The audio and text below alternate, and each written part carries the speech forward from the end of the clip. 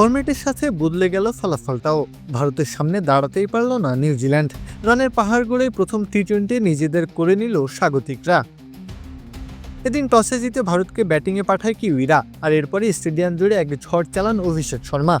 তার ব্যাট থেকে 240 স্ট্রাইক রেটে আসে 84 রান। অধিনায়ক সূর্যকুমার যাদব ফর্মে ফেরার আভাস দিল তাকে থামতে হয় 32 রানে।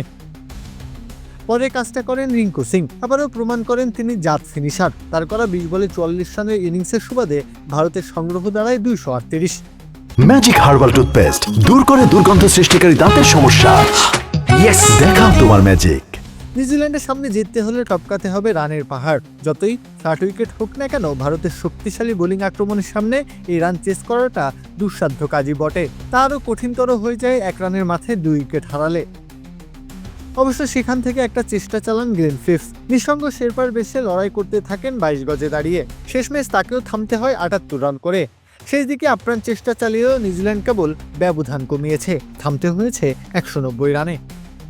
ওয়ানডে সিরিজ হারের ব্যথাটা এখনও রয়েছে ভারতের মনে। টি-20তে তাই বদলা নিতে হবে, এমন মানসিকতার ফলস্বরূপ প্রথম ম্যাচেই 48 রানের জয় তুলে নিল ভারত। বিশ্বকাপের আগের শেষ প্রস্তুতির শুরুটা হলো দারুণভাবে। প্রত্যাহার কাব্য, খেলা 71।